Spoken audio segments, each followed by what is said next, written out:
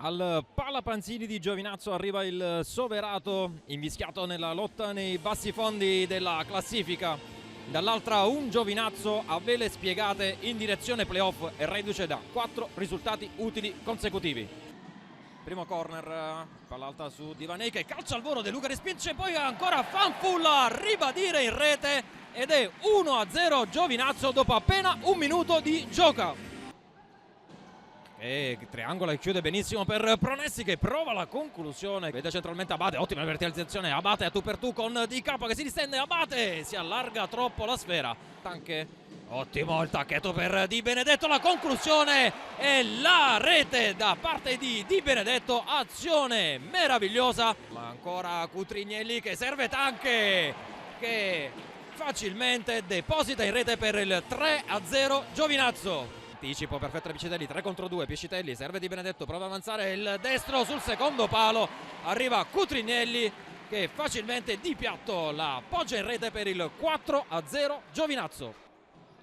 Serve dietro per Divanei, finta il tiro, si porta avanti la sfera, il sinistro di Divanei, chirurgico all'angolino ed è 5-0 Giovinazzo, 2 contro 1. Cerca la verticalizzazione ma capisce perfettamente tutto Di Fonso, ancora poi il sinistro e c'è la rete del 6-0 da parte di Di Fonso. Piscitelli sulla banda destra, serve Tanche, ottima verticalizzazione per Di Benedetto che di piatto la piazza bucando ancora una volta Lombardo per il 7-0 Giovinazzo. Conclusione, riesce solo a deviare la sfera tra le mani di Lombardo.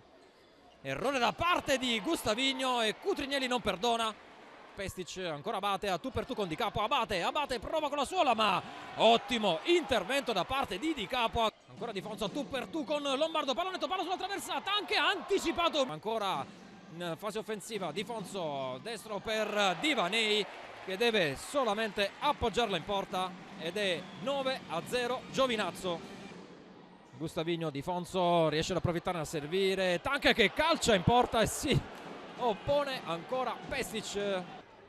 Di Fonso, verticalizzazione perfetta per Piscitelli che poggia in rete il gol del 10-0 Giovinazzo.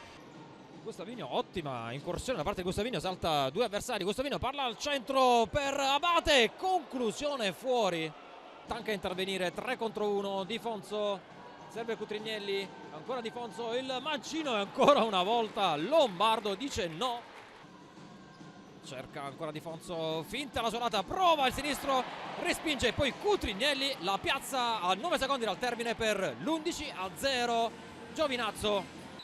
La dominata dall'inizio alla fine il Giovinazzo, Soverato completamente surclassato da grande personalità e tecnica.